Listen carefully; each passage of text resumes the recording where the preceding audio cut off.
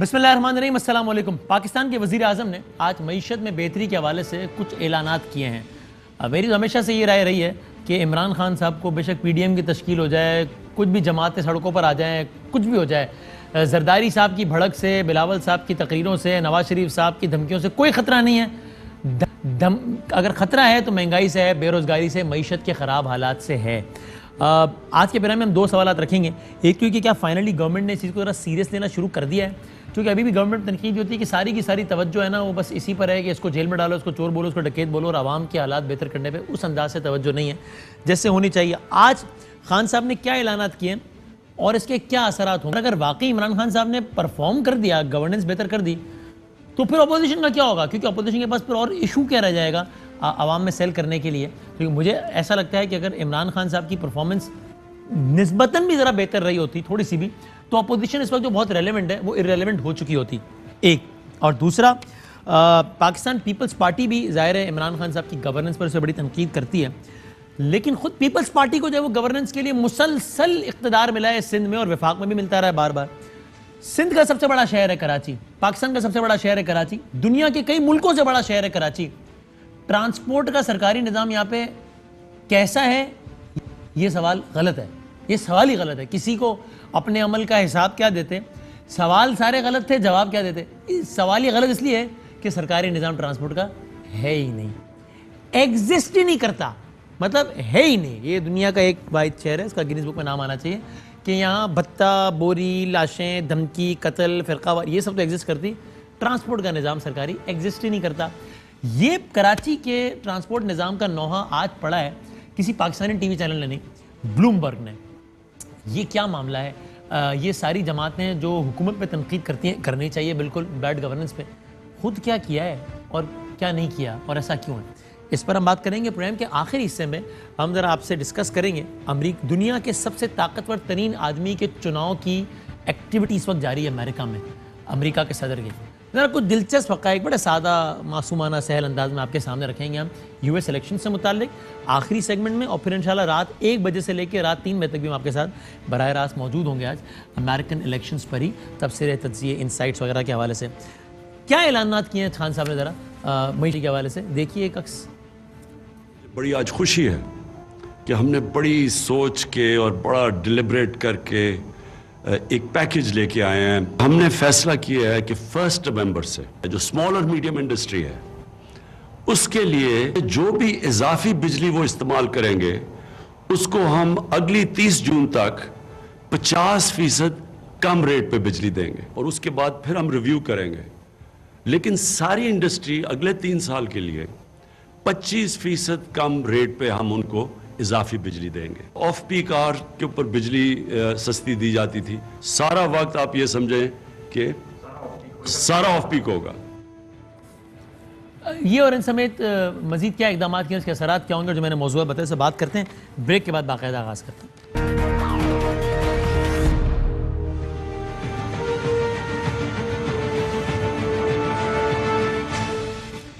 खुशामदीद कहते हैं आपको। गवर्नमेंट साइड से हमारे साथ तशरीफ फरमाएं member national assembly Pakistan Tehreek Insaf Anjali Abbas साहिबा, अपोजिशन से PMLN से MNA पाकिस्तान मुस्लिम लीग नून माइजा हमीद साहिबा, और पाकिस्तान पीपल्स पार्टी से सेनेटर पाकिस्तान पीपल्स पार्टी सस्सी पलेजो साहिबा। तीनों का बहुत बहुत शुक्रिया। मैं बाकियों की इजाज़त से माइजा साहिबा अगर आपसे स्टार्ट कर सकूँ, प्राइम मिनिस्टर साहब ने आज मईशत की बेहतरी से मुताल्लिक़ कुछ ऐलानात किए अपने तमाम मुआशी टीम के हमरा।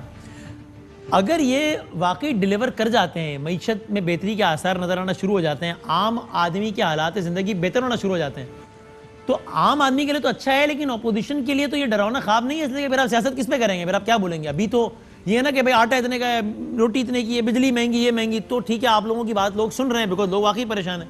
इस पर परफॉर्म कर गए, फिर क्या करेंगे? बिस्मिल्लाहिर्रहमानिर्रहीम। वसीम, जब भी प्राइम मिनिस्टर साहब नोटिस लेते हैं ना किसी चीज का, हाँ, तो वो उससे ज्यादा महंगी हो जाती है। और आपने ये ट्रेंड देखा होगा कि या तो उसकी ज़ख़ीरा अंदोज़ी होना शुरू हो जाती है या वो महंगी होना शुरू हो जाती है। तो या आपको इत्मीनान है कि महंगाई कंट्रोल में नहीं आएगी? नहीं, इत्मीनान नहीं है, मुझे यकीन है। आप खुद देख लें कि अगर दवाइयाँ 500% महंगी हैं, चीनी जो है वो आसमान को छू रही है, आटा जो है उसका जो हाल है उसमें आम आदमी जो है वो रोटी इतनी महंगी कर दी गई है कि आम आदमी के खाने के लाले पड़े हुए हैं। तो आपको क्या लगता है कि कौन सी जादू की छड़ी है इमरान खान साहब के पास, जो वो कहते थे शुरू में इलेक्शन में इससे पहले कि वो जो है वो जादू की छड़ी उन्होंने प्रिपेयर की भी है, उसमें प्लान है पूरा आम आदमी को रिलीफ देने का, वो तो हमें नजर नहीं आई। तो 2 साल अच्छा, में ये बात ठीक है, मैं अंजलि से पूछूंगा अभी, महंगी हो गई। लेकिन देखिए इसका मतलब तो ये हुआ ना कि ये जो गवर्नमेंट की नाअहली है यही आप लोगों की स्ट्रेंथ है, यानी आवाम का जो बुरे हालात हैं वो स्ट्रेंथ हो गए फिर आप लोगों के, तो क्योंकि हालात बेहतर होना शुरू हुए आप लोग सियासत किस पे करेंगे? स्ट्रेंथ नहीं है वसीम, ये एक बहुत बड़ी ट्रेजेडी है। जो नया पाकिस्तान का ख्वाब देख रहे थे वो देख रहे थे कि बिजली सस्ती होगी, आटा सस्ता होगा, आम आदमी को रिलीफ मिलेगा। यहाँ पे स्ट्रीट लेवल पे जो है आम आदमी का जीना जो है वो मुश्किल हो गया है। आप ये कहें कि लोग बाहर निकल रहे हैं जलसे जुलूसों में, तो जलसे जुलूसों में लोग इसलिए निकल रहे हैं, ज्यादा इसलिए निकल रहे हैं क्योंकि वो एहतजाजन निकल रहे हैं कि ये जो हालात पैदा किए जा रहे हैं आम इंसान के लिए, ये उनका जीना महल कर दिया गया है। और ये जो आप कह रहे हैं ना कि हमारे लिए डरावना ख्वाब होगा कि जो है ये लोग बेहतरी की तरफ जाएंगे, ये हमारे लिए डरावना ख्वाब नहीं होगा। हम चाहते हैं कि पाकिस्तान की आवाम को रिलीफ मिले, लेकिन इसके लिए जो है कुछ हो नहीं रहा, इसलिए हम सड़कों पे आए और हमने एहतजाज किया।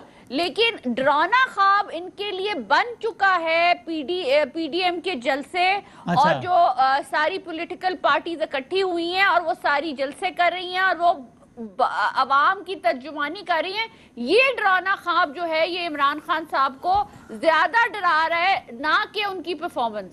अच्छा, तो अंजलि साहबा, जिस तरह मैंने कहा, अगर परफॉर्म, मेरा तो ख्याल है कि परफॉर्म अब तक किया होता तो ये अपोजिशन वैसे ही रेलेवेंट हो चुकी होती।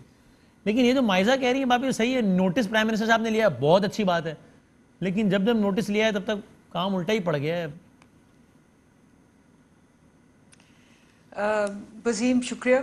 और सबसे पहली बात तो ये है कि इस वक्त तो पिछले 3 महीने से और कोविड के अंदर पाकिस्तान ने आउट परफॉर्म किया है एक्सपोर्ट्स में बांग्लादेश को, इंडिया को। हमारी रेमिटेंसेस ऑल टाइम हाई है। हमारी स्टॉक मार्केट जो है वो इस दुनिया की ग्लोबल मार्केट में नंबर 1 रही है पिछले क्वार्टर। उसके अलावा आपकी रिकॉर्ड सीमेंट सेल्स हैं, आपकी रिकॉर्ड मोटरसाइकिल सेल्स हैं, आपकी रिकॉर्ड सेल्स हैं ऑफ एलाइड प्रोडक्ट्स जो कि कंस्ट्रक्शन में जाती है। और आपके बिजनेसमैन ये कह रहे हैं, आपने भी वो देखा होगा कि जी 27 साल में किसी हुकूमत ने इतना नहीं की। अच्छा, पेट्रोल आपका नीचे आ गया है, आपकी बिजली नीचे आ गई है। हाँ, गंदम और आटे के अंदर वो आ गई हैं शिपमेंट्स, 1 महीना लगना है, उनकी कीमतें भी नीचे आ जानी है। वेजिटेबल्स की कीमत तो ऑलरेडी सीजनल होता है। आपको याद है इनके ज़माने में जो टमाटर था वो 350 रुपये पे गया था। और बाकी आपको याद है चीनी, इनसे सवाल हर दफ़ा पूछते हैं कि भाई आपके ज़माने में तो चीनी 140 थी और आपके ज़माने में जो पहले 2 साल थे उसमें 20-21% इन्फ्लेशन रही थी। कोई जवाब नहीं होता इनके पास। लेकिन बहरहाल हमारी डायरेक्शन सही थी और डायरेक्शन सही करने के लिए आपको बिल्कुल एक यू टर्न लेके वापस उस जगह से शुरू करना पड़ता है जहां इन्होंने बेड़ागर किया, विच मीन्स रिफॉर्म्स। इस वक्त रिफॉर्म्स की वजह से पेनफुल प्रोसेस था, कोविड आ गया। कोविड के बावजूद इस वक्त आपकी इकोनॉमी ऑफ टेक कर गई है।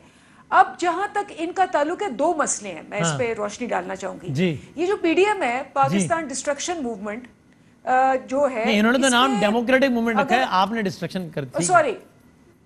सॉरी वो मेरे वो कई दफा मुंह से, अच्छा मुंह से निकल गया। अच्छा, मैं आपने जानबूझ के तंज किया। नहीं वो, अच्छा हाँ नहीं वो नहीं, मैंने कहा मुंह से सच निकल जाता है ना। अच्छा, अब देखें है क्या, आप इनके 3 जलसे हुए। आप वहां से एनालिसिस कर लें कि उन तीनों जलसों में अवाम की कितनी बात हुई। अवाम की बात क्या हो कि जो नवाज शरीफ हैं बड़ी क्लियरली कहते हैं कि मेरा मसला इमरान खान से नहीं है।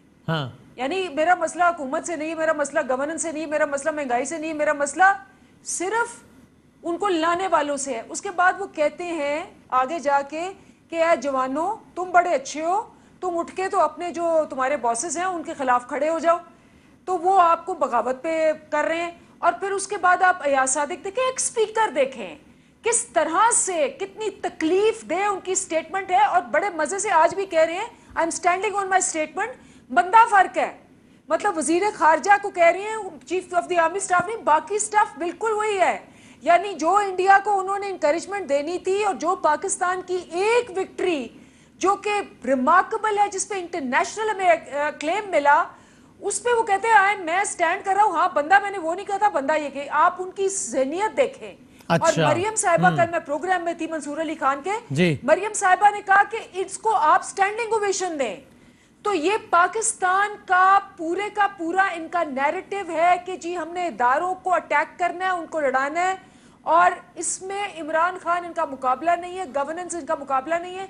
20% भी इन जलसों में कोई बात हुई है अवाम की बात नहीं कर रहे हैं। अच्छा, ये बात है कि जी उर्दू कोई लैंग्वेज नहीं है? मुझे बताइए ये बात है कोई कि हमने बलूचिस्तान को एक सेपरेट रियासत बनाना है? मुझे बताइए ये बात है कोई कि जी बाहर निकल जाओ, भरो, आगे खड़े हो जाओ? मुझे बताएं कि ये बता ससी साहब पूछ लेता हूं इनका जलसों में, तो अवाम की बात कहाँ रह गई?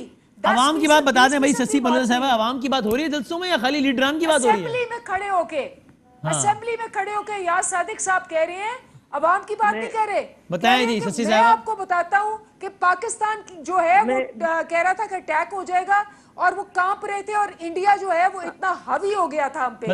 ये अवाम की बात है, ये अवाम को दुख देने की बात है, ये अवाम का बेड़ागर्क करने वाली बात है, उनकी सालमियत को खतरा देने वाली बात है। पहली बात ये कि ये जो सर्टिफिकेट देने की फैक्ट्री अब बंद होने का नाम नहीं लेती पीटीआई की। मैं सिर्फ अंदलीब की बात नहीं कर रही, अंदलीब तो फिर भी बैलेंस कर जाती है, लेकिन कैबिनेट से लेकर हर जगह हाँ उनकी जो है, अब उन्होंने एक बोरियां भर के रखी हैं कि ये गद्दार वो, ये पाकिस्तान की कोई खिदमत नहीं है। ये पाकिस्तान को इंटरनेशनली जो है, यानी ये कहना कि पाकिस्तान का हर दूसरा बंदा जो है वो पाकिस्तान की सालमत नहीं चाहता, ये बड़ी भयानक चीज है। अच्छा, ये नहीं करना चाहिए, मैं भी इसकी फेवर में हूँ, लेकिन ये आपके ख्याल में बयानात में भी थोड़ा सा मोहतात नहीं रहना चाहिए? अरे वो बिल्कुल अयाज साहब को मोहतात नहीं रहना चाहिए था, जरा मेरे ख्याल से रहना चाहिए था। बिल्कुल वसीम साहब, उसमें कोई शक नहीं है, लेकिन 24 में से हम 10 घंटे के सिर्फ इसी बात पे बात करेंगे, वे फॉरवर्ड कोई नहीं होना चाहिए मेरे ख्याल में। बिल्कुल अयाज सादिक साहब हो या फवाद चौधरी हो या फयाज चौहान साहब हो या कोई भी XYZ, ठीक है, जब भी नेशनल सिक्योरिटी के हवाले से बात की जाए, खासकर जब आप ने पोजीशन कोई एंजॉय की हो, तो उसमें तो one has to be very careful, और वो उसमें कोई दो राय नहीं है। अब कहते हैं जलसों में आवाम की बात नहीं करते, लीडरान की बात करते हैं भाई। वसीम मैं आ रही हूँ, अवाम की बात की हमने, ये लोग जोक दर जोक आ रहे हैं, ये खुद अपने दिल से आ रहे हैं क्योंकि हम अवाम की बात करें। इनके खुद मेंबर्स महंगाई के खिलाफ, आपको पता है, मोशन लेके असेंबली में गए हैं, 3 लोग वो गए। और बात यह है कि अभी भी उन्होंने 10 खरब 14 अरब का खसारा सिर्फ उनके यानी 2 सालों में उन्होंने दिया है। 10 अरब डॉलर का मजीद कर्जा लिया है। सर्कुलर डेट जो है उन्होंने कहा कि आखिर में इस साल के जो है खत्म करें, 3 गुना ज्यादा हो गया है। जीडीपी के क्या अशर है वो क्या, महंगाई के हवाले से तकरीबन 11.28% जो है वो उसकी जो मनफी पर वो चली गई है। उसके बाद जो मैं तो इकोनॉमी में जब प्रोग्राम करता हूँ इसी में घूम जाता हूँ, एक फिगर्स का पूरा लाइन होता है, वो अपोजिशन के पास होती है, एक फिगर्स की लाइन होती है वो गवर्नमेंट के पास होती है। अभी उन्होंने भी 6 फिगर्स बताई, आपने भी 8 बता दी। अब आम आदमी सोच रहा है पता नहीं क्या हो रहा है यार। स्टेट बैंक तो मुआशी इदारा है ना, पाकिस्तान का है ना, हमारा आपका सबका है, तो वो उसका भला वो जो कहेगी वो गलत कहेगी। उनके आदार व शुमार आप देख लें, सिर्फ जो है आपके जो है इमदाद के आसरे आप झोली फैलाए तो नहीं बैठ सकेंगे, या कर्जे पे तो नहीं चलेगा। उन्होंने कोई रेवेन्यू के हवाले से नहीं, कोई जनरेशन सोया कुछ भी, आज भी सनती हवाले से सिर्फ जो है पैकेज देकर, बाकी जो आपके बैकवर्ड एरियाज में, एक होती पावर्टी जो लोगों में, एक होती जहनी गुर्बत। कितनी बड़ी काबीना बनाने का ये नहीं है मतलब कि आपने नहीं, ससी साहब इस तनकीद में मजा उस वक्त आएगा ना जब आपके अपने भी पल्ले बहुत कुछ हो। अब आपने बैकवर्ड एरियाज की बात की है, आप तो इंटीरियर सिंध से, ये उमरकोट का, ये यहाँ का वहाँ का क्या हाल है, सबको छोड़ दे। कराची के मसाइल का मसाइब का बड़ा आज ब्लूमबर्ग ने, सरकारी ट्रांसपोर्ट ही नहीं है, मतलब है ही नहीं, अच्छी बुरी का सवाल है ही नहीं, होगी तो अच्छे बुरे का मसला होगा ना, बनाया नहीं। ठीक है, उसकी जो बात आपने की है ना, तो उनको जो ये ऑफन कराची को करार दिया, वो शख्स यहाँ नहीं रहता, वो अमेरिका में। दूसरी बात ये कि उन्होंने जो बात की कि वो उन्होंने फिर 1.1 ट्रिलियन रुपए की जो बात की है कि जो फेडरल गवर्नमेंट ने देने थे उसका एक्सेस कैसा होगा वो भी रिपोर्ट में प्लीज आप, I hope that you must have gone through it. So obviously I have gone through it. मैं तो कह रहा हूं आपने अपने दौर में क्या किया? पीपल्स पार्टी की सिंध में हमेशा से हुकूमत है, उसमें क्या किया आपने? जरा आप एक लम्हे को सुनिए, कि नासिर शाह साहब ने 3.5 तारीखें दी हैं कि कराची में बस कब चलेगी। वो बस भी नहीं चल रहा, कुछ पता नहीं क्या चल रहा है। देख आप सुने, जरा लुत्फ लें, जरा सुने हमारे भाई नासिर शाह साहब क्या दिखाएं। कराची के शहरियों के लिए 4000 बसेस का हमारा प्रोजेक्ट है जो हम दे रहे हैं, और ये बसेस ज्यादा से ज्यादा 3 या 4 माह में इंशाल्लाह ऑन रोड होगी। हम लोग फौरी तौर पर आपको जुलाई के एंड तक इंशाल्लाह हजारों बसें कराची शहर में नजर आएंगी। बसेस का 630 या 20 के करीब जो बसेस हैं वो 1.5 या 2 माह में इंशाल्लाह रोड पे होंगी। हर 3 माह के बाद 600 500 इस तरह बसेस आती जाएंगी। मेरी पूरी कोशिश है कि फरवरी के एंड तक ये स्टार्ट हो जाए, नहीं तो मार्च के पहले 1-2 हफ्ते में। आपको यकीन दिलाता हूँ कि कुछ अरसे में ये स्कीम शुरू हो जाएगी। डिले बहुत हुई है और इस पे मैं पहले भी नदामत का इजहार कर चुका हूँ। हजारों बसेस के बाद 10 बसेस पे आके कोई फखरिया वो बात नहीं है जिस पे आज मुझे बड़ा फख्र होगा जी मैंने ये शुरू कर दिया। ये नदामत की बात है। हमारे अभी जो मिनिस्टर साहब हैं उन्होंने उसका मुकम्मल अप्रूवल भी आ गया है, और कुछ ही दिनों में, जैसे उस दिन भी आपसे बात हुई कि 2020 में ही आपको यहाँ पे बसेस नजर आएंगी इंशाल्लाह। शशि साहबा, इनमें से एक भी वादा इमरान खान साहब ने नहीं किया। ये सारे आपके वादे एक भी पूरा नहीं किया। I've been listening to you. I mean, you are the one who's been, telling me all these things. The thing is that, obviously, please kindly listen to me. बात ये है कि बिल्कुल it's been very very challenging, very demanding as far as Karachi is concerned. बल्कि सिंध के बहुत सारे areas, एक तो पहली दफा हमने 2008 के बाद जो 5 साल ये किए। इससे पहले एमक्यूएम और वो सारे मुशर्रफ वाला जमाना तो मसलन, खैर आपने तनकीदी प्रोग्राम उन अदवार में भी किए हैं, and I really appreciate that. यही एक ट्रांसपेरेंसी और मीडिया का बैलेंस करने का रवैया यही होता है। बात ये है ट्रांसपोर्ट के हवाले से मसाइल रहे हैं, ये हम खुद मानते हैं, but we are working on it. Awais Shah साहब जो है, आपने उनको सुना होगा, और उनके जो पाइपलाइन में प्रोजेक्ट अभी भी जो है वो कराची, देखिए कराची की डायमेंशन थोड़े मुख्तलिफ है। कराची को एक्सप्लॉइट भी किया गया है डिक्टेटरशिप वाले अदवार में। कराची को अजीब गरीब किस्म के जो है डिक्टेटर का तो दौर था ना 2002 से 8, उससे पहले 8 से 13 आपके पास, 13 से 18 आपके पास, 18 से 20 आपके पास, सबसे ज्यादा आपके इंफ्रास्ट्रक्चर 88 से 90 आपके पास बेहतर किया है। मुशर्रफ ने 9 साल में दहशतगर्दों को 90 साल की ताकत तो दे दी, पैसे बोरियों की दे दी उन्होंने, कराची पे खर्च नहीं हुए। I am sorry, you will have to admit it, because I can challenge you on this. I am very much against dictatorship and very much for democracy, लेकिन मुशर्रफ के दौर में कराची में कत्ल गारतगरी कम हुई है, आपके दौर में बढ़ी है। आई can challenge you on this. Arguments में ऐसे हम हेल्दी डिस्कशन में हर वक्त जा सकते हैं। यही वजह है कि कराची को हम इतना बेहतर किया है हमने।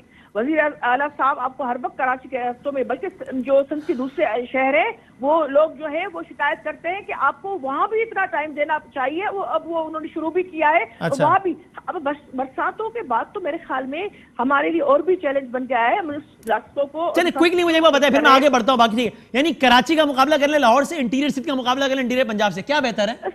कराची जो है लार्जेस्ट सिटी है, बिगेस्ट सिटी है, पाकिस्तान का थर्ड लार्जेस्ट में भी in the world obviously, and it needs attention. और उस हवाले से वफाकी हुकूमत जो सब इदारों के एक पेज पर है, अच्छी बात है, ठीक है, हम उसमें से वो नहीं होते बल्कि रेस्ट करते हैं, ये समझ लें। उसमें जो है 1.1 ट्रिलियन वो कहाँ गए? आपके मुख्तलिफ जो मेगा प्रोजेक्ट थे उसमें जो है आप एक गुजारिश है शशि साहबा, जब हम लोगों ने प्रोग्राम्स किया था ना, बिलावल साहब बहुत नाराज हुए थे। बिलावल साहब ने मीडिया को बहुत बुरा भला कहा था। ये आज ब्लूमबर्ग कह रहे हैं कि कराची का ट्रांसपोर्ट सिस्टम दुनिया का बदतरीन निजाम है।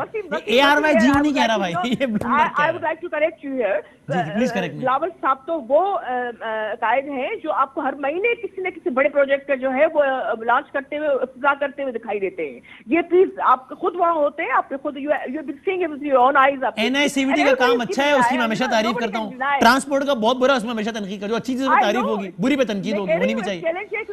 ओवरऑल सेटिस्फैक्टरी नहीं है परफॉर्मेंस, मेरे ख्याल में बिल्कुल भी नहीं है। You'll have to admit the fact, This is also the reality. And obviously, हमें जीरो से शुरू करना पड़ा and we are working on it. अच्छा, ठीक है, पॉइंट टेकन। लेकिन अब माइजा साहिबा ये बताएं कि अब आपको ये लगता है कि यानी ये जलसे जुलूस ये सब करके यानी अब से 6-8 महीने बाद तो हम ऐसा ऐसा इलेक्शन ईयर में दाखिल होना शुरू हो जाएंगे, तो गवर्नमेंट इलेक्शन से पहले वैसे भी उस तरह के फैसले करती है इससे आवाम को रिलीफ मिलता है, सारा कुछ होता है। इस सब में आपकी जमात एक तरफ गद्दारी के इल्ज़ाम लग रहे होंगे, एक तरफ महंगाई के खिलाफ गवर्नमेंट इकदाम करेगी, क्या कैसे गिराएंगे गवर्नमेंट, क्या करेंगे जो इतने दावे कर रहे हैं जो आप लोग? माइजा साहब ये जो गद्दारी का इल्ज़ाम है ना, ये मुझे मजाक लगता है। किसी भी पाकिस्तानी पे गद्दारी का इल्ज़ाम लगाना एक अजीब बात है। आप अगर धरना देख लें पार्लियामेंट पे, जो इन्होंने धावा बोला था, पीएम हाउस पे जो धावा बोला था, जो पीटीवी पे धावा बोला था, जो सुप्रीम कोर्ट के ऊपर शलवारें लटकाई गई थी, अगर वो बात की जाए या फॉरेन फंडिंग की बात की जाए तो फिर तो गद्दारी का जो नैरेटिव है वो इनके ऊपर अप्लाई होता है। तो गद्दारी की जो बात बार बार की जाती है वो जो है वो मुझे it's sort of a joke. दूसरा जो है, आप कह रहे हैं महंगाई की बात कर रहे हैं कि ये महंगाई जो है वो कम करते जाएंगे। ये अगर महंगाई कम करना चाहते तो ये 2 सालों में उस डायरेक्शन में चले जाते। ये उस डायरेक्शन में नहीं इनसे कम महंगाई आपके ख्याल में क्या वजह है? शुरू हो गया कि देखिए इनके पास कोई पॉलिसी नहीं है। मुझे नहीं पता, ये आप दलीप साहिबा से पूछें कि इन्होंने कहा, असद उमर साहब उन्होंने बताया, जिसका खुलासा ये कि आप लोगों ने बड़ा गलत किया था, रिफॉर्म्स के जरिए सीधे सब सही करते हैं तो टाइम लेती हैं, वो टाइम लिया है, चीजें बेहतर हो रही। उन्होंने ये कहा। पहले तो दलीप साहिबा से पूछ लें कि वो पता चलता जो वजीर, जिस वजीर को निकाला जाता है उसको ये नहीं पता चलता कि वो निकाला गया और नया वजीर कब रखा गया है। तो बात यह है कि माय पॉइंट इज कि अगर आपने रिलीफ लाना है या आपने देखें, अगर ऑरेंज लाइन के खिलाफ बहुत ज्यादा बातें हुई, बहुत ज्यादा जो है केसेस हुए, पीटीआई ने भी बहुत जो है इसके अगेंस्ट जो है पिटिशंस दी, लेकिन आज ऑरेंज लाइन का क्रेडिट जो है जाता मियां शहबाज शरीफ को है। लेकिन खैर ये अब इनकी हुकूमत में आज चल रही है तो रिलीफ आम आवाम को मिल रहा है। अगर वहाँ पे इंफ्रास्ट्रक्चर बना है तो आम आवाम को रिलीफ मिल रहा है। अगर पंजाब में DHQs बनी है या अस्पताल बने हैं या यूनिवर्सिटीज बनी है या साउथ पंजाब में बनी है तो वो जो है आवाम को रिलीफ मिल रहा है। तो मैं ये कहना चाह रही हूँ कि आप इनकी कंसंट्रेशन देखें। अगर इनको घबराहट नहीं है तो इनके प्राइम मिनिस्टर अपने हाथ पे मुंह मार के ये मुंह पे हाथ मार के ये नहीं कहते कि जो था मैं इनको देख लूंगा। वो बख्तरबंद गाड़ियों में जो है वो शहबाज शरीफ साहब को अदालतों में ना लाते। ये सारा कुछ इसलिए किया जा रहा है ताकि ये ऑपोजिशन का मुंह बंद कर सके। इसमें बताएं अंदीप साहिबा, इसलिए किया जा रहा है कि इतना गुस्सा कंप्लीट कर लेते हैं। ये सारा कुछ इसलिए किया जा रहा है कि जलसे जुलूस जो हो रहे हैं जिसमें अवाम जो है वो बाहर निकल रही है और वो इमरान खान साहब से डिसअपॉइंट होके, तंग होके वो जो है हमारा साथ दे रही है और हम तर्जमानी कर रहे हैं उस चीज से डर रहे हैं। ये बता दें, फिर मैं ऐसे उसको क्लोज भी करना है, मैंने भी यूएस इलेक्शन में जाना है, तो ये बताएं अगर वाकई इनके जलसों और इससे कोई फर्क नहीं पड़ता आप लोगों को तो ये इतना गुस्सा क्यों है? मतलब कि वो वजीर आज़म साहब के चेहरे पे नजर आ रहा होता है गुस्सा। वो कहते हैं नहीं छोड़ूंगा, हाथ पे मार कहते हैं, और कहते हैं लाओ जी जेल में भी इनके साथ ये करो वो करो। अगर कोई फर्क नहीं पड़ा तो वो करने दें, शोर में जंगल में मोर नाचा किसने देगा, चीखने दें इनको। आप क्यों इतना रिएक्ट कर रहे हैं अंदीप साहब? देखिए ये जो 2 चीज़ें हैं ना, ये आ रहे हैं, इन्होंने हमसे मुज़ाकरात, हमने कहा जी वज़ीर आज़म ने खड़े होकर ऑन द फ्लोर का, अब कह रहे हैं ना कि हमने मुज़ाकरात करने हैं, 3 जलसे किए, जान निकल गई है, कह रहे हैं मुज़ाकरात करने और मुज़ाकरात हल है। अब मुज़ाकरात अगर हल है तो हमने बड़ी क्लियरली उस वक़्त कहा कि जी आप आए, कमेटी बनी हुई थी कि आए बैठे। इमरान खान साहब ने खड़े होके कहा कि मैं बीच में नहीं बोली। ये बीच की बात नहीं है, फोरम तो वही है ना, आईनी फोरम, कॉन्स्टिट्यूशनल फोरम तो वही है। वसीम लेट मी कंप्लीट एक करेक्शन तो जरूरी है ना, इसमें हम डिबेट हो रही है। गलत बात है, मैं बीच में नहीं बोली, इनको चुप कराएं। ठीक है, अब हमको बात करने दें। बार बार आप आपके लोग ये जो कर रहे हैं, वो कह रही है वज़ीर आज़म साहब किसी प्लेटफॉर्म पे आते नहीं हैं। आप कंप्लीट कर लें, अंजलि को कंप्लीट कर लें। तो आप एक यूजलेस, एक मीनिंगलेस फोरम बना दिया है, तो क्या बात आप करते हैं? चलो पॉइंट आ गया आपको, ठीक है जी अंजलि। हाँ, अब देखिए खान साहब ने खड़े होके प्राइम मिनिस्टर ने कहा कि जी हम हर चीज पे इनसे डिस्कशन करने को तैयार हैं सिवाय करप्शन लेवल के अटैक। और हुआ ये कि जब ये आए और हमसे नेगोशिएशन करनी शुरू की, इन्होंने ये वाला अपना फरला दिखाया जिसमें ये उनके थे 34 शिके कि जी पहले आप नैब में ये करें, और आपको पता है कल खाकान अब्बासी साहब ने ये कहा है कि हम मुज़ाकरत करने को तैयार है, नैब को बंद करें। असल मसला ये है इनका कि हम मान जाएं कि इनके केसेस बंद कर दें। केसेस बंद कर दें तो ये जो अरबों रुपया का इन पे केसेस भी हुए हैं, बाहर भी लूट के ले गए, जिसकी वजह से पाकिस्तान आज इस दहज पे है। तो आपको दुख नहीं होता कि इस वक्त आपका जो ये छोड़ के गए हैं, शर्म की बात है। पाकिस्तान में हाईएस्ट मैटरनल मोर्टेलिटी रेट है दुनिया में, highest children infant mortality rate है। तो ये है वो जो पाकिस्तान का दहज छोड़ के गए। एक अस्पताल अगर इस काबिल होता, इनसे सवाल करें ये बाहर क्यों जाते हैं अपने इलाज के लिए? अगर इन्होंने 30 साल में एक अस्पताल बनाया इलाज करा दिया, ये तो इनकी हकीकत है। इनकी सारा मसला ये है कि पाकिस्तान जाए लेकिन हमारी दौलत ना जाए। ये इनका मोटो है जिंदगी का। दुख नहीं होता, दुख होता है कि पाकिस्तान को ये डिस्ट्रक्शन मूवमेंट है।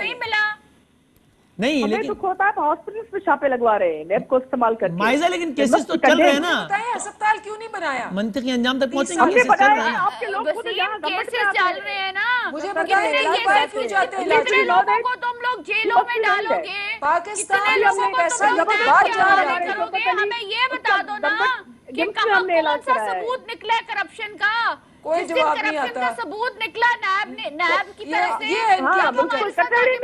सारी आवाम देख रही है, जरा चेक करें।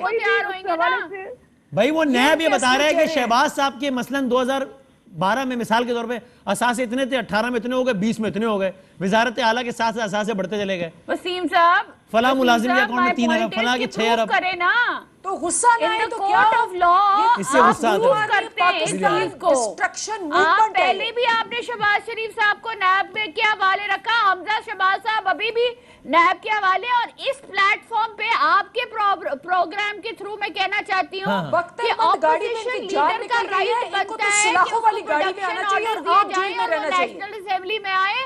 और जुल्म की इतनी इंतहा है कि स्पीकर साहब उनको प्रोडक्शन ऑर्डर नहीं दे रहे बाकी सारे 80,000 कैदी जो हैं में आ सके। उन पे जुल्म नहीं है। This is the third session that he is not 80,000 कैदी एक तरफ रहे और इनके शहजादे एक तरफ रहे। हुकूमत कितना ज्यादा डरी हुई है हमसे, गुस्सा नहीं आता? लेकिन कि आम कैदियों का क्या हाल है, और ये जो स्पेशल वीआईपी कैदी हैं, बेटर क्लास, किस बेटर क्लास? कौन सी दिलीप आपके क्रिमिनल जस्टिस का बेड़ा गर्क कर दिया है पीटीआई ने। कौन सा बड़ा सारे जो ऑफिस कैटरिंग में गए थे साहब वो भी बंद कर दिया, बेड़ा गर्क कर दिया क्योंकि उनको बख्तर बंद गाड़ियों में ला रहे हैं। सहाफियों को जो है पुलिस मारना शुरू कर देती है। ये तो फाशिस्ट हुकूमत में होता है, और जो फाशिस्ट हुकूमत है, हाँ वीआईपीज को पकड़े तो हुकूमत फाशिस्ट। अच्छा लेकिन चले मैं आप अपने लोगों को नहीं पकड़ते जिनके नाम भी आ रहे हैं। वीआईपी को आपने बख्तरबंद गाड़ी में लेके आते हुए देखा है?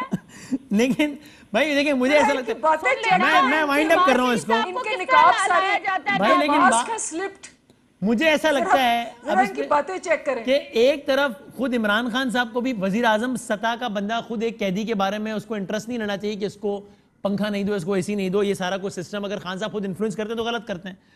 दूसरी तरफ प्रॉब्लम ये है कि निजाम इंसाफ तो इस मुल्क का है ना इतना कच्चा कि उसमें कोई भी हावी रहता है। वो आप लोगों ने नहीं किया अपने अपने अपने दौर में, अपने अदवार में बेहतर। अदलीब साहबा, ये ससी साहबा ने भी नहीं किया जिनका स्काइप बंद हो गया, और माइजा साहबा ने भी नहीं किया।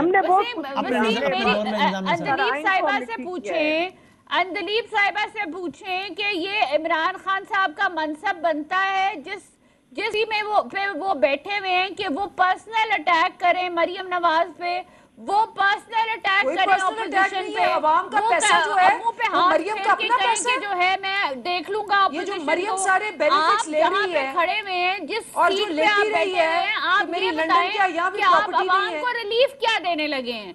लेकिन आप अवाम को रिलीफ दे नहीं रहे, आप बता रहे हैं ऑपोजिशन के लोगों को जो अवाम फाइनल वर्ड फाइनल। लेकिन अंदील साहब, खान साहब खुद अपने दौर में कहते थे कि अगर रिलीफ पे बात करते रहे, खान साहब अंदील साहब फाइनल वर्ड, खान साहब खुद अपने दौर में कहते थे कि अगर प्राइम मिनिस्टर लेवल का बंदा किसी चीज पे कमेंट कर देगा तो बाकी सारे इदारे तो जेर असर आ जाएंगे।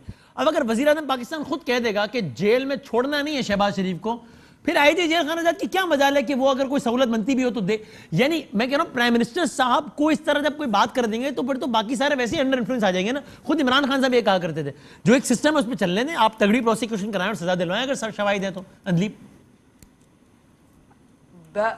एक्चुअली उल्टा है, यहाँ तो आईजी किडनैप हो जाते हैं, फेडरल गवर्नमेंट के थ्रू तो इन्होंने सारी वो तो पुलिस में हुआ है। क्रिमिनल्स भरे। अब्बास खान ने लिखा कि 25,000 क्रिमिनल्स इन्होंने भरे नवाज शरीफ ने पुलिस में। ये स्टेटमेंट्स आपने पढ़ी हुई हैं। तो जब इन्होंने बेड़ा गर्क किया हुआ है और पूरी ब्यूरोक्रेसी के अंदर और इनकी इन्फिल्ट्रेशन है, क्योंकि इन्होंने 30 साल की हुकूमत की है, इन्होंने सारे सिस्टम को, सारे इंस्टीट्यूशंस को किया हुआ है मफलूज। हम इस पे रिफॉर्म्स करें, वक्त लगेगा, लेकिन बिल्कुल ऐसा महंगाई के हवाले से वाज़ेह बेहतरी कितने अरसे में नजर आएगी? ब्रेक पे आ रहा हूं अंदलीप, कितने अरसे में महंगाई के हवाले से एंड ऑफ नवंबर आपको नजर आएगी और एक दिन ये सारे आम कैदियों की तरह आम जेलों में रहेंगे। बट ठीक है, वो इनका जो आपने करना है, लेकिन महंगाई आप कह रहे हैं कि एंड ऑफ नवंबर तक बेहतरी नजर आएगी। एंड ऑफ नवंबर आपको फर्क नजर आएगा। 2020 एंड ऑफ नवंबर, ये इसी साल का कह रही है ना? हाँ ठीक, बहुत शुक्रिया, बिल्कुल बिल्कुल बहुत शुक्रिया अंदलीप साहिबा, माइजा और साहिबा, बहुत बहुत शुक्रिया। ब्रेक लेते हैं। दुनिया के सबसे ताकतवर तरीन इंसान यानी अमेरिका के सदर के चुनाव के हवाले से इस वक्त अमेरिका में वोटिंग हो रही है। जरा कुछ दिलचस्प फैक्ट्स आपके साथ शेयर करते हैं इस हवाले से ब्रेक के बाद।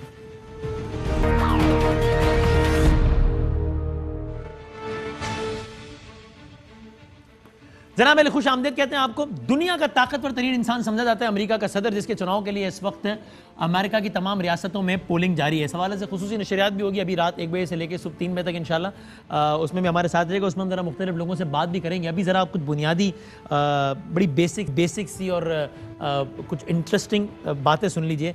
अमेरिका के इलेक्शन से मुतालिक 59th इलेक्शन है अमेरिका की तारीख का और 45th प्रेसिडेंट का इंतखाब होना है। डोनाल्ड ट्रंप 44th प्रेसिडेंट है।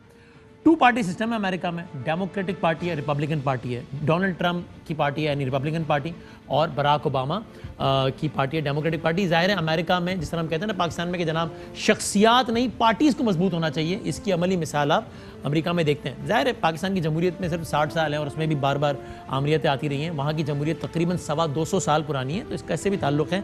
लेकिन आप देखें कि डेमोक्रेटिक और रिपब्लिकन पार्टी के उम्मीदवार आते जाते रहते हैं, पार्टी का नाम ज़्यादा रेलिवेंट रहता है। लेकिन अभी इसे समझने के लिए कि रिपब्लिकन पार्टी के ही हैं डोनाल्ड ट्रंप और बराक ओबामा की जो पार्टी थी जिसकी इस वक्त उम्मीदवार है जो बाइडन, वो है डेमोक्रेटिक पार्टी। अमेरिका की तारीख में किसने कितना अर्सा रूल किया इसका आप एक रफ सा आइडिया ले लीजिए। अमेरिका के पूरे दौर में तकरीबन 92 ईयर्स रिपब्लिकन पार्टी यानी अगेन डोनाल्ड ट्रंप जिसके उम्मीदवार हैं उसने 92 ईयर्स रूल किया है और डेमोक्रेटिक पार्टी ओबामा वाली जो बाइडन वाली उसने तकरीबन 85 ईयर्स रूल किया है। तो रिपब्लिकन पार्टी ने अमेरिका में ज़्यादा रूल किया है। एक सदर अमेरिका के फ्रैंकलिन रोजवेल्ट जिनको 4 मरतबा अमेरिका का सदर रहने का एजाज़ हासिल हुआ है। इसके अलावा क्योंकि अब अमेरिका के कानून में तरमीम हो गई है तो अब कोई भी आदमी 2 मरतबा से ज़्यादा अमेरिका का सदर नहीं रह सकता।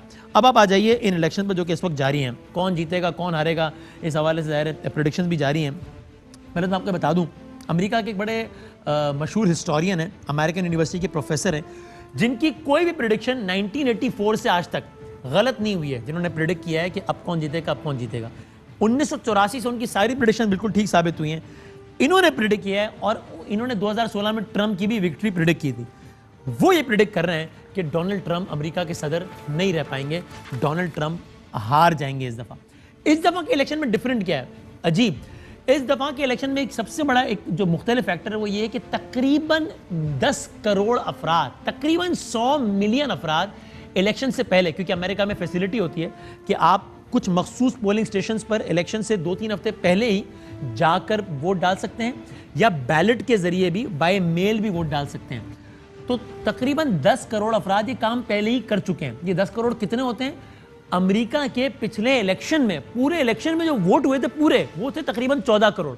यानी जितने लोगों ने पिछले इलेक्शन में वोट डाला था उसके 70% लोगों ने इस दफा पहले ही वोट डाल दिया है। और उन वोटों में अक्सरियत किसकी है? डेमोक्रेट्स की है। जो बाइडेन की अक्सरियत है उसमें रिपब्लिकन्स के वोटर्स की तादाद कम है। लेकिन ये आपको बता दें, पिछले जो इलेक्शंस हुए थे अमेरिका में, उसमें जितने भी सर्वेस थे, जितने भी ओपिनियन पोल्स थे, और मुझे क्योंकि खुद भी जाने का इत्तेफाक हुआ है, पिछले इलेक्शन में भी जिसमें ट्रंप जीते और उससे पिछले इलेक्शन में ओबामा जीते, वहाँ अमेरिका में जाकर कवर करने का इत्तेफाक हुआ है, तो मैंने मंजर अपनी आंखों से देखा है। तमाम तर पोल्स ये प्रेडिक्ट कर रहे थे कि हिलरी क्लिंटन जीत जाएंगी, डोनाल्ड ट्रंप हार जाएंगे, और डोनाल्ड ट्रंप ने सारे पोल्स को उड़ा के रख दिया। सब हैरान परेशान थे कि ये हुआ क्या है। डोनाल्ड ट्रंप जीत गए और हिलरी क्लिंटन साहिबा हार गई थी। तो अब इसको अगर इसका जो गुंजलुक और पेचीदापन है उसको एक लम्हे को साइड पर रखिए, क्योंकि हमें उसमें ज़ाहिर है वो हमारे लिए सानी अहमियत का हामिल है। मोटी मोटी बातें अगर हम डिस्कस कर लें तो 538 सीटें हैं। इलेक्टोरल कॉलेज है, उसका पूरा अपना एक प्रोसेस है। 538 सीटों में से जो 270 जीत जाएगा वो अमेरिका का अगला सदर बन जाएगा। हर रियासत की अपनी सीट्स हैं और इसका वोटिंग का तरीकाकार ये है कि फर्ज कीजिए कि किसी रियासत में कुल वोट हैं 1000, तो जिस पार्टी के उम्मीदवार ने 501 वोट ले लिए, मसलन 500 से ज्यादा वोट ले लिए, आधे से ज्यादा वोट ले लिए, उस रियासत की जितनी भी सीटें होंगी वो फिर उसी उम्मीदवार को चली जाएंगी। मसलन डोनाल्ड ट्रंप ने अगर कैलिफोर्निया में फर्ज कीजिए 1000 में से 600 वोट ले लिए, तो कैलिफोर्निया की अगर 50 सीटें हैं तो फिर ऐसा नहीं होगा कि अगर 1000 में से 600 वोट ट्रंप ने ले लिए तो इतनी सीटें ट्रंप की और इतनी बाइडेन की। नहीं, जिसने ज्यादा वोट ले लिए उस रियासत की सारी सीटें फिर उसी पार्टी को या उस शख्स को चली जाएंगी।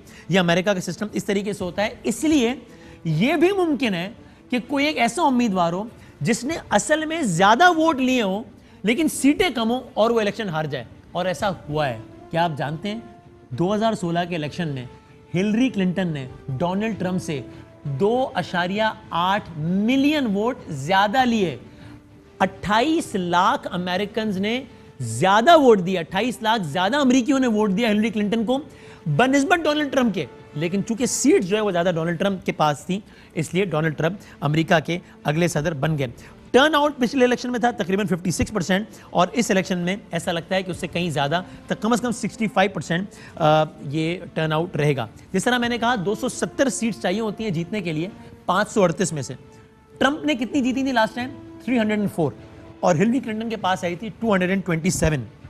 आप जरा इसका भी एक जायजा लीजिए। ओबामा 2 मरतबा अमेरिका के सदर बने, 270 सीट्स चाहिए होती हैं। ओबामा ने कितनी सीट्स ली 2 दफा में? एक दफा 332, एक दफा 365। डोनाल्ड ट्रंप से कहीं ज्यादा। रोनाल्ड रेगन और रिचर्ड निक्सन अमेरिका की तारीख के 2 ऐसे सुदूर हैं जिन्होंने कमाल विक्ट्री हासिल की। इसके अलावा जॉर्ज वाशिंगटन, और वो तो पुरानी तारीख, मैं हालिया तारीख की बात कर रहा हूं। 538 सीटों में से रोनाल्ड रेगन जब 2 मरतबा अमेरिका के सदर बने हैं, उन्होंने एक मरतबा 538 सीटों में से 489 सीट जीती, 489। और एक मरतबा तो कमाल ही कर दिया, 538 सीटों में से 525 सीटें जीत ली रोनाल्ड रेगन ने। रिचर्ड निक्सन ने एक मरतबा 538 सीटों में से 520 सीटें जीत ली। अगर डोनाल्ड ट्रंप अमेरिका का इलेक्शन हार जाते हैं तो ये अमेरिका की तारीख में पिछले 30 सालों में पहली मरतबा होगा कि कोई सदर दूसरी मरतबा ना जीत पाए। वरना इससे पहले जितने सुदूर आए पिछले 30 सालों में सब 2-2 मरतबा जीते हैं। ओबामा 2-2 टेन्योर्स 8 साल के, उससे पहले जॉर्ज बुश 2-2 टेन्योर 8 साल के, उससे पहले बिल क्लिंटन 2-2 टेन्योर्स 8 साल के। ये जो दोनों जो उम्मीदवार हैं इनकी भी ज़िंदगी के बड़े अजीबोगरीब और दिलचस्प और कठिन पहलू हैं। मसलन डोनाल्ड ट्रंप के बारे में तो आप लोग बहुत कुछ जानते हैं और देखते ही रहते हैं, उनकी मुख्तलिफ हवालों से शोहरत। ये जो जो बाइडन है ये अमेरिका की तारीख के कमसिन तरीन सेनेटर्स में से एक हैं। ये बहुत कम उम्र के थे जब अमेरिका में सेनेटर बने थे और 1970 से लेकर अब तक मुसलसल सेनेटर बनते आ रहे हैं। अगर ये अमेरिका के सदर बनते हैं तो अमेरिका की तारीख के सबसे मुअम्मर सदर होंगे। तकरीबन 78 साल इनकी उम्र है। ट्रंप ने भी जब हलफ उठाया था तब ट्रंप तकरीबन 71 साल के थे, अमेरिका की तारीख के सबसे मुअम्मर सदर थे। और जो बाइडन से मुतालिक ये भी कि जब ये पहली मरतबा सेनेटर मुंतखब हुए थे और ये अपने हलफ उठाने की तैयारी कर रहे थे, उस वक्त ये ज़िंदगी के करनाक वाक़े से गुजरे। एक गाड़ी में एक एक्सीडेंट हुआ जिसमें इनकी वाइफ चल बसी, जिसमें इनकी बेटी चल बसी, जिनमें इनके दोनों बेटे जख्मी हो गए और कुछ अरसे बाद उन 2 बेटों में से एक बेटा ब्रेन ट्यूमर की वजह से इस दुनिया से चला गया। ये हमने मुख्तसर सा खाका आपको बता दिया है। हमारे साथ रहिए, रात 1 बजे हाजिर होते हैं, तब तक थोड़ी सी सूरत हाल मजीद और वाज़ेह भी होगी। ज़रा बात भी करेंगे ट्रंप के हामी क्या कह रहे हैं, बाइडन के हामी क्या हैं, कौन जीता तो हमें फ़ायदा, कौन जीता तो हमें नुकसान, किसका जीतने का इम्कान ज़्यादा है, किसका जीतने का इम्कान कम है। इस सब में आप हमारे साथ रहेगा इंशाल्लाह। प्रोग्राम 11 तक के लिए इतना ही। अल्लाह हाफ़िज़।